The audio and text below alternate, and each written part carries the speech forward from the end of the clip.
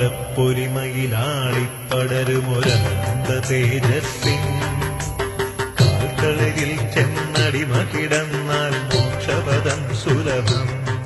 ശ്രീപോർക്കലി നീ പരിയാനം ബറ്റയിലാർത്തനു തുണയേകാൻ വനവും വാപിയുമുള്ളൊരു നാടിൻ പരമംഗളയായി സാക്ഷാൽ മൂകാംബികയായി.